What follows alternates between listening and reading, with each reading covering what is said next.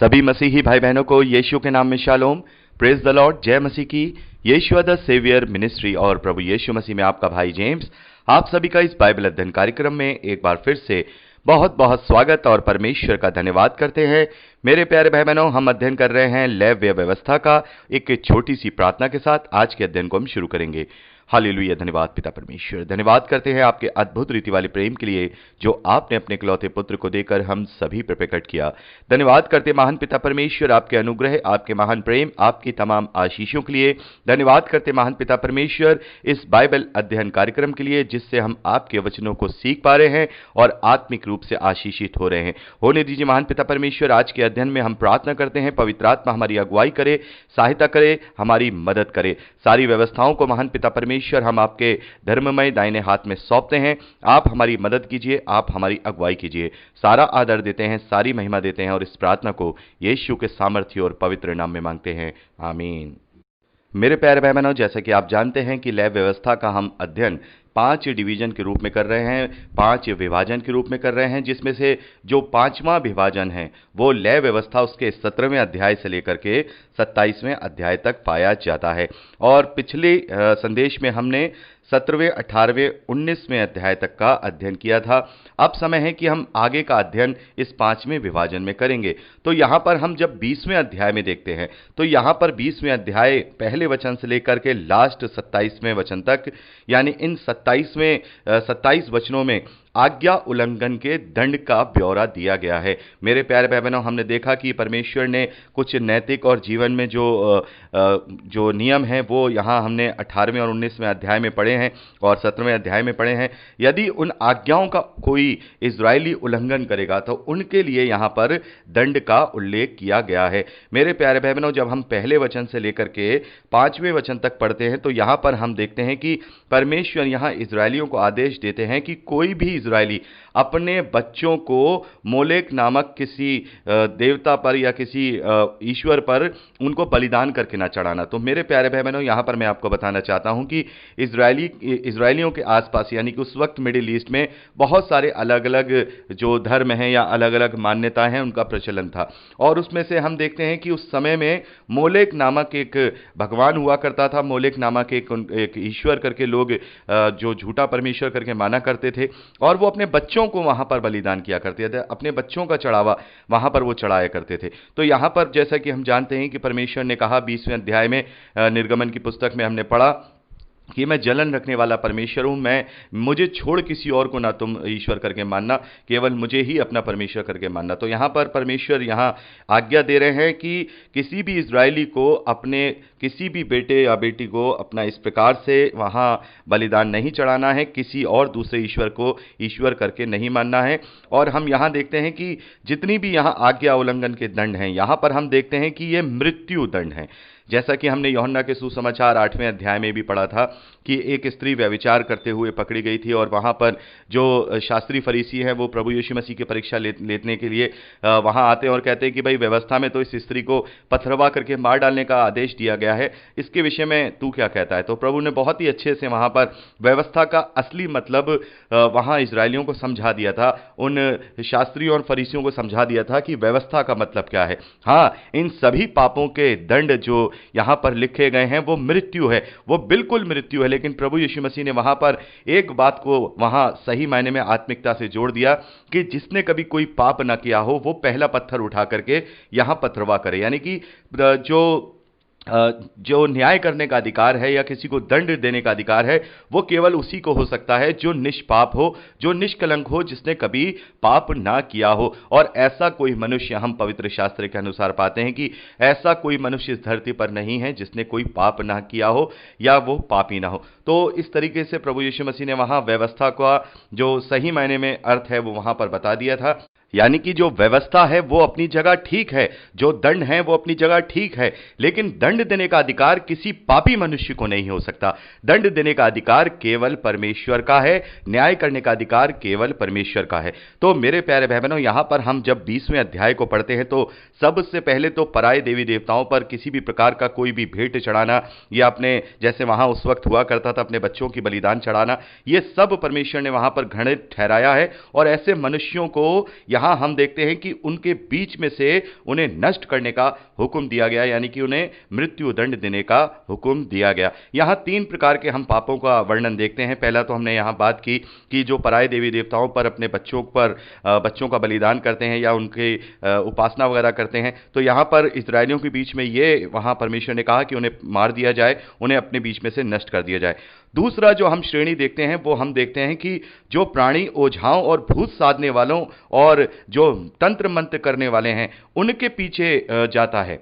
यानी कि जो भी मनुष्य अगर भूत साधने वालों में, यानी कि तंत्र मंत्र करने वालों में, या फिर आत्माओं को वश करने वालों में, या फिर बहुत सारे हम देखते हैं ना, जो बहुत सारे लोग दावा करते हैं कि हम आत्माओं से बातें करते हैं और ये करते हैं, आत्माओं को बुला लेते हैं। उस वक्त भी ये बहुत ज़्यादा जो ये सारी चीज़ों का प्रचलन था वो हुआ करता था। परमेश्वर जानते हैं कि ये सब चीज़ें मेरे विरोध में हैं और ये सारी चीज़ों का जो अधिकार है वो मैंने किसी को नहीं दिया है और ये सब दुष्ट आत्माओं के प्रभाव में किया जाता है। और इसीलिए परमेश्वर ने वहाँ इस्राएलियों को यह हुक्म दिया कि तुम इस प्रकार की किसी भी क्रिया में शामिल नहीं होगे, और अगर शामिल होगे तो यहां पर परमेश्वर ने उनके लिए दंड ठहरा दिया है कि उनमें से अगर कोई ये करता है और नहीं मानता है तो फिर वो निश्चित तौर पर मार डाला जाए। यानी कि ये दूसरा हम जो पाप यहां पर देख रहे हैं इस्राएलियों के लिए जो परमेश्वर ने मृत्यु दंड के लिए दिया है वो यह है कि कोई भी तंत्र मंत्र विद्या में जाकर के अपना कोई कार्य न करे, ना ही उनके पीछे हो। और तीसरा जो हम यहां श्रेणी देखते हैं वो व्यभिचार की देखते हैं।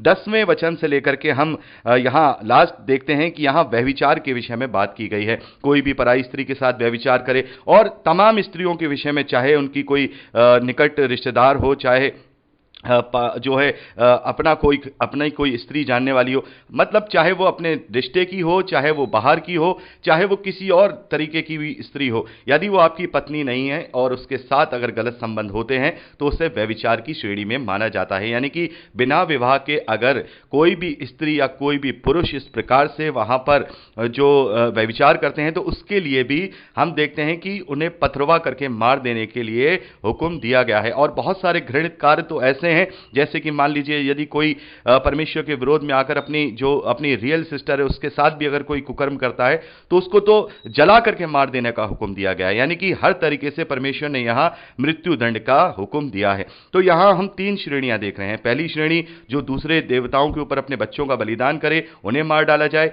दूसरी श्रेणी जो तंत्र मंत्र ओझाओं के पास जाता है वो मार डाला जाए। तीसरी श्रेणी जो व्यभिचार करने वाले हैं उनको भी मार डाला जाए। लेकिन मेरे प्यारे भाई बहनों, यहां पर हम देखते हैं ये तीनों ही श्रेणी परमेश्वर ने व्यभिचार की श्रेणी में ठहराई हैं। यानी कि हम जब 5वां वचन पढ़ते हैं 20वें अध्याय का, तो यहां पर लिखा है तब तो मैं स्वयं उस मनुष्य और उसके घराने के विरुद्ध होकर उसको और जितने उसके पीछे होकर मोलेक के साथ व्यभिचार करें उन सभी को मैं उनके लोगों के बीच में से नष्ट करूंगा।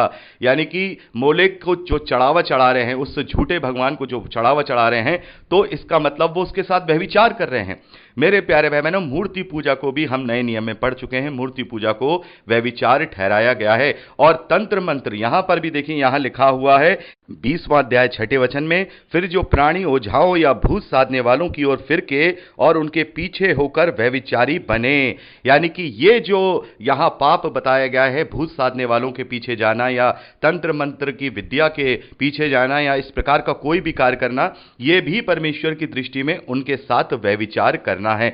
यानी कि जो पाप व्यभिचार की दृष्टि श्रेणी में आ रहे हैं, जैसे कि दूसरे देवी देवताओं के पीछे जाना या भूत साधने वालों के पीछे जाना या फिर फिजिकल रूप से किसी भी स्त्री या किसी पुरुष के साथ गलत संबंध बनाना, ये सब व्यभिचार की श्रेणी में है। और 20वें अध्याय में इसीलिए हम पाते हैं कि इन सभी पापों के एवज में यहां पर मृत्यु दंड का उल्लेख किया गया है। परमेश्वर की आज्ञा इस्राएलियों को यह है कि उन्हें यह नहीं करना है, वरन सामूहिक रूप में अगर वो ये नहीं मानते हैं तो सामूहिक रूप में उन्हें पथरवा करके या जलाकर अपने बीच में से नष्ट कर दिया जाए, यानी उन्हें मृत्यु दंड दिया जाए।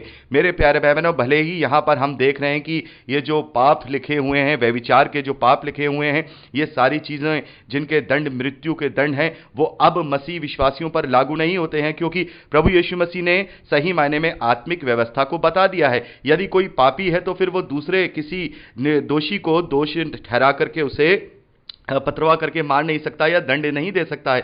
तो यहां पर भले ही हम इस धरती के दंड से बच गए हैं, भले ही यहां पर हम पथरवा करके मारे जाने के दंड से बच गए हैं, लेकिन मेरे प्यारे भाई बहनों, हम जानते हैं कि यह व्यवस्था किसकी है, यह व्यवस्था किसकी है, यह संविधान किसका है, यह कानून किसका है। यह परमेश्वर का कानून है, यह परमेश्वर का कानून है। भले ही प्रभु यीशु मसीह ने अपने अनुग्रह के द्वारा अब इस धरती पर हमें इन सब चीजों से छोड़ा दिया है कि कोई हमें पथरवा करके नहीं मारेगा, बल्कि हमें क्षमा का दान दिया गया है। लेकिन फिर भी यदि प्रभु यीशु मसीह को पहचानने के बाद, प्रभु यीशु मसीह का स्वाद चखने के बाद, पवित्र आत्मा की अधीनता को स्वीकार करने के बाद यदि हम कोई ऐसा पाप करते हैं, यदि हम कोई ऐसा पाप करते हैं जिसका दंड यहां मृत्यु दंड है, वो परमेश्वर की दृष्टि में घृणित है और परमेश्वर भी वो उसी रीति से हमें दंडित करेगा। मेरे प्यारे भाई बहनों, यहां पर हम भले ही प्रभु यीशु मसीह में हो करके अब सब पापों की क्षमा पाते हैं, लेकिन अंगीकार और पश्चाताप जरूरी है। हम देखते हैं कि नए नियम में लिखा है, इब्रानियों की पत्री में हम पढ़ चुके हैं 6 अध्याय में, कि क्या अगर हम बार बार पाप करेंगे तो क्या हम बार बार प्रभु यीशु मसीह को क्रूस पर नहीं चढ़ाएंगे? तो मेरे प्यारे भाई बहनों, गलती और पाप में बहुत फर्क होता है, गलती और पाप में बहुत फर्क होता है। इस बात के लिए हमें यूहन्ना ने अच्छे से समझा दिया है। यूहन्ना की पहली पत्री में हम 5वें अध्याय में पढ़ चुके हैं। यूहन्ना कहते हैं कि पाप ऐसा भी होता है जिसका फल मृत्यु नहीं होता, और पाप ऐसा भी होता है जिसका फल मृत्यु होता है। तो ये वो पाप है, ये वो पाप है जिनका फल मृत्यु है। इनके विषय में यूहन्ना प्रार्थना करने के लिए नहीं कहता, और परमेश्वर ही केवल इनका न्याय करेगा। तो मेरे प्यारे भाई बहनों, मसीह विश्वासियों को इस बात का ध्यान रखना है, ये सारी चीजें उन पर लागू होती हैं, दंड उन पर लागू नहीं हो रहे हैं। वो परमेश्वर के न्याय के समय में वो दंड दिए जाएंगे, लेकिन ये सारी घृणित कार्य जो आज हम यहां पढ़ेंगे, और मैं आपसे विनती करूंगा, आपसे निवेदन करूंगा कि आप साथ के साथ रीडिंग जरूर करते चलिए, क्योंकि यदि आप साथ के साथ रीडिंग नहीं करेंगे तो फिर आपको अच्छे से ये बातें समझ में नहीं आएंगी। तो आप इसे जरूर से जरूर पढ़ लीजिएगा 20वें अध्याय को। यहां पर हर एक वो घृणित कार्यों का ब्यौरा दिया गया है जो मनुष्य अगर करता है, जो व्यभिचार की श्रेणी में आता है। मेरे प्यारे भाई बहनों, यहां पर हम देखते हैं कि जो यहां 2 बातें लिखी गई हैं जो व्यभिचार की श्रेणी में परमेश्वर ने बताई हैं। पहली तो यह है कि जैसे अपने बच्चों को या अपने संतानों को किसी दूसरे देवी देवताओं पर बलिदान करना, दूसरा भूत साधने वालों के साथ उनकी संगति में रहना या उनको फॉलो करना, वो भी उनके साथ व्यभिचार का जो पाप है वो बताया गया है। तो कौन कौन से ऐसे पाप हैं जो व्यभिचार की श्रेणी में आती हैं? मेरे प्यारे भाई बहनों, पहले तो हमें देखना होगा कि व्यभिचार होता क्या है। व्यभिचार का सीधा सीधा जो हम एक शब्द से उसको एक्सप्लेन कर सकते हैं, वो है धोखा देना। यानी कि यदि हम अपनी पत्नी के साथ विवाह करके उसके साथ पवित्रता के साथ रह रहे हैं तो परमेश्वर के ये ग्रहण योग्य है, लेकिन यदि हम किसी और के साथ अगर संबंध बना रहे हैं तो फिर हम अपनी पत्नी को धोखा दे रहे हैं।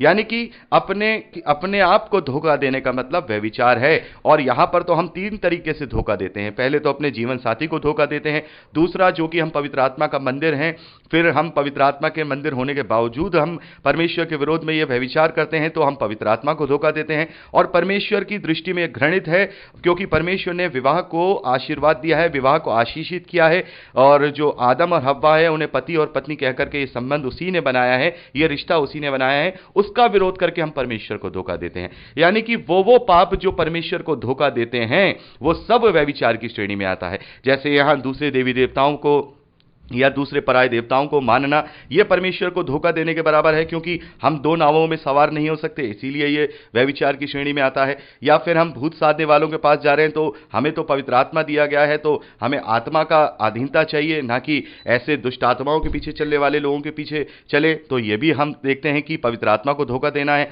तो व्यभिचार की श्रेणी में आता है। और सबसे बड़ी बात यह है कि जो लोग प्रभु का कार्य करने वाले हैं, जो लोग प्रभु का प्रचार करने वाले हैं, वो लोग जब परमेश्वर के भाग को खाते हैं तो वो परमेश्वर को धोखा देते हैं, तो वो भी व्यभिचार की श्रेणी में आता है। तो इस तरीके से ये डेफिनेशन है कि जो जो चीजें अगर हम ये देखें अपने जीवन में कि यदि हम परमेश्वर को धोखा दे रहे हैं और उसको जो है हम उसको मानने के बावजूद भी अपने मन में भय नहीं रख रहे हैं, उसके पीछे नहीं चल रहे हैं, तो उसका मतलब वो तमाम पाप व्यभिचार की श्रेणी में आते हैं। और व्यभिचार की श्रेणी में आए हुए पापों का फल मृत्यु है, उनका दंड मृत्यु है, जैसा यहां हम 20वें अध्याय में पढ़ते हैं। और इसी के विषय में यूहन्ना ने अपनी पहली पत्री में बहुत ही अच्छे से वहां 5वें अध्याय में लिख दिया है कि पाप ऐसा भी होता है जिसका फल मृत्यु नहीं होता। तो यहां पर हमें जैसे जैसे हम पुराने नियम में आगे बढ़ते जा रहे हैं, हमें वैसे वैसे नए नियम के भी बहुत सारे रेफरेंसेस समझ में आते जा रहे हैं। तो यहां हम देख रहे हैं कि व्यभिचार की श्रेणी में आने वाले समस्त पाप जो होते हैं वो मृत्यु के फल को लेकर के आते हैं और उनका दंड मृत्यु होता है, और बाकी जो छोटी मोटी गलतियां हम अपने जीवन में करते हैं वो क्षमा योग्य हैं, वो उसका फल मृत्यु नहीं होता। तो मेरे प्यारे भाई बहनों, मैं यहां पर हमने 20वें अध्याय का अध्ययन किया है और आगे 21वें अध्याय से आगे का अध्ययन अब हम अगली रिकॉर्डिंग में करेंगे। प्रभु